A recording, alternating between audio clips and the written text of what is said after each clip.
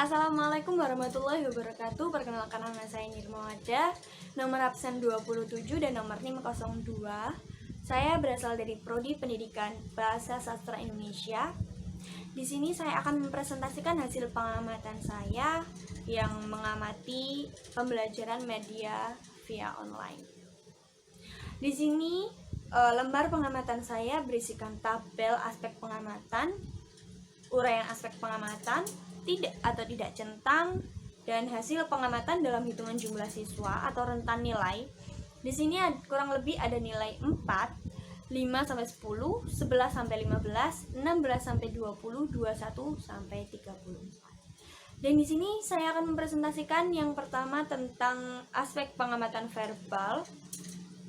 Nomor 1, siswa bertanya sesuai dengan materi pelajaran. Di sini saya isikan tidak. Nomor 2, siswa berkomentar sesuai dengan materi pelajaran. Di sini saya isikan tidak. Nomor 3, siswa mengobrol sendiri di luar materi. Di sini saya isikan tidak. Nomor 4, siswa menjawab pertanyaan dari guru. Di sini saya centang karena pada saat itu saya melihat dia menjawab pertanyaan dari gurunya, dan di sini saya beri nilai 11. Nomor 5, siswa bercanda dengan teman. Saya isikan tidak karena media pembelajaran sekarang itu kan dilakukan secara online, jadi tidak ada teman dan di sana hanya ada orang tua yang mengawasi dan sama dirinya sendiri. Nomor 6, siswa berbicara sendiri di luar materi. Saya isikan centang dan saya beri nilai 7 karena pada saat itu saya melihat dia berbicara dengan orang tua saya mengenai materi pembelajaran yang tidak ia mengerti pada saat itu. Dan nomor 7, siswa diam tidak menjawab pertanyaan. Saya centang dan saya beri nilai 7 di sini karena dia sangat malu pada saat terkadang dia malu pada saat menjawab pertanyaan dari guru. Terkadang malu, terkadang tidak. Jadi seperti itu. Nomor 8, siswa bermain HP. Di sini saya isikan tidak karena pada saat pembelajaran berlangsung HP tidak boleh dimainkan atau tidak boleh bermain HP. Dan di sini jumlah nilainya ada 25. Dan selanjutnya di sini saya akan mempresentasikan tentang yang aspek pengamatan nonverbal. Di sini nomor 1, siswa antusias mengikuti pelajaran. Saya centang dan saya kasih nilai 8 karena di sini saya melihat keantusiasan adik saya dalam menerima pembelajaran pada saat itu. Dan nomor 2, siswa tampak percaya diri. Saya isi tidak karena adik saya mempunyai sifat yang sangat pemalu sekali. Jadi dia tidak percaya diri terkadang. Dan nomor 3, siswa tampak malu-malu. Ya, saya centang. Saya isi nilai centang dan saya kasih nilai 8. Dan nomor 4, siswa menyimak guru. Di sini saya isi centang dan saya kasih nilai 8 karena pada saat itu saya melihat adik saya sangat menyimak dan sangat menyimak materi yang diberikan oleh guru. Jadi saya isi centang dan saya beri nilai 8. Nomor 5, siswa menyimak temannya. Saya isikan tidak karena lagi-lagi di sini saya mengamati dia pada saat proses pembelajaran via online atau daring, dan itu dilakukan di rumah, jadi tidak ada teman. Dan siswa bermain-main sendiri. Saya isikan tidak karena saya tidak melihat hal seperti itu pada saat mengamati. Dan nomor 7, siswa membaca buku lain. Saya isi tidak. Lagi-lagi saya tidak melihat hal seperti itu pada saat saya mengamati. Ya, dan nomor 8, siswa mengerjakan tugas lain. Saya isi tidak. Dan total nilai pada hasil pengamatan nonverbal ini ada 24 dan jika dijadikan 1 hasilnya 49. Dan di sini saya akan mempresentasikan tentang deskripsi pengamatan saya. Dan nomor 1, identitas siswa yang saya amati ialah nama Kevin Waras Rahmatullah, kelas 3 SD, sekolah di SDN Siroto Powetan 558, Surabaya. Alamatnya Jalan Kedung Timur, Gang 7. Dan nomor 2, kegiatan belajar daring apa? Mandiri, Zoom, atau dengan orang tua, atau les, atau lainnya. Ceritakan. Di sini saya akan menceritakan proses pembelajaran daring yang dilakukan oleh Kevin. Kegiatan belajar daring yang digunakan dalam pembelajaran masa pandemi ini ialah melalui link yang telah diberikan oleh bapak atau ibu guru, tapi juga terkadang diberi tambahan pelajaran mandiri oleh orang tua saya supaya Kevin lebih memahami apa yang dipelajari pada saat pembelajaran daring berlangsung. Dan pada pembelajaran daring berlangsung, Kevin selalu didampingi oleh orang tua. Dikarenakan bagaimanapun juga anak kecil butuh didampingi atau dibimbing dan diawasi saat pembelajaran daring berlangsung. Dan biasanya pengumpulan tugas dikumpulkan melalui via WhatsApp, dikirim di grup, dan itu berupa kayak foto dan dikumpulkan di grup sekolah seperti itu. Dan di sini saya akan menceritakan hasil pengamatan saya. Kali ini yang saya amati adalah pembelajaran melalui daring atau via online. Dikarenakan adanya virus COVID-19 ini, semua kegiatan dirumahkan termasuk kegiatan sekolah atau kegiatan mengajar. Jadi yang saya amati kali ini adalah kegiatan sekolah adik saya yang melalui via online atau daring. Dan pengamatan ini berlangsung pada tanggal 11 Januari tahun 2021, tepatnya hari Senin, dan pada jam 9 waktu Indonesia Barat.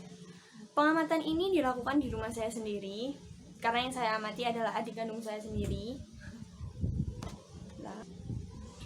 Alasan saya mengapa saya mengamati metode pembelajaran online adik saya, karena saya ingin tahu bagaimana proses mengajar dan metode apa saja yang digunakan oleh ibu bapak guru pada saat pembelajaran via online berlangsung ini. Dan saya juga ingin mengetahui proses penyimakan adik saya dalam pembelajaran online ini, apakah adik saya cukup paham atau kurang paham dalam menerima materi yang disampaikan oleh bapak ibu guru pada saat proses daring dilaksanakan. Jadi saya ingin tahu apakah dia cukup tanggap atau tidak, seperti itu. Nama murid yang saya amati kali ini, ya lagi-lagi namanya Kevin Waras Rahmatullah, dan dia di kandung saya sendiri. Dan bagaimana pembelajaran via online ini berlangsung, saya akan ceritakan sekarang ya. Pembelajaran via online ini sudah berjalan kurang lebih 10 bulan. Biasanya pembelajaran via online ini dilakukan di rumah. Meskipun tetap di rumah, kegiatan pembelajaran harus tetap menggunakan seragam sekolah sesuai jadwal sekolah yang sudah ditentukan pada saat itu. Dan kegiatan online ini, kegiatan pembelajaran ini berlangsung selama 4 jam, mulai dari jam 9 sampai jam 12 siang. Dan pembelajaran via online yang sering diterima oleh adik saya atau Kevin ini seringkali melalui link dan media televisi di channel SBO pada saat itu, dan yang berisikan materi ataupun soal-soal. Dan adik saya sangat jarang sekali melalui pembelajaran yang melalui via video call atau Zoom, dikarenakan masalah jaringan pada setiap murid, dan itu sangat mengganggu untuk murid dan sangat sulit sekali untuk memahami atau menerima pembelajaran yang dilakukan oleh guru. Makanya sangat jarang sekali dilakukannya media pembelajaran lewat Zoom atau video call seperti itu. Dan ya, pengumpulan tugas sama seperti yang saya tadi jelaskan, melalui foto-foto yang disetorkan ke guru atau disetorkan ke grup WhatsApp ya. Seperti itu. Tetapi meskipun pembelajaran online ini dilakukan dengan cara hanya dengan membagikan link kepada siswa atau melalui channel TV SBO, menurut saya mereka semua atau murid-murid termasuk adik saya cukup antusias dalam menerima pembelajaran itu, cukup semangat seperti itu. Tetapi lagi-lagi kan pasti ada kurangnya dalam pemberian metode pembelajaran online ini. Menurut saya kurangnya ini sangat kurang maksud saya tidak cukup efisien dalam melakukan pembelajaran via online ini, dikarenakan materi yang diterima oleh murid itu menurut saya sangat terbatas.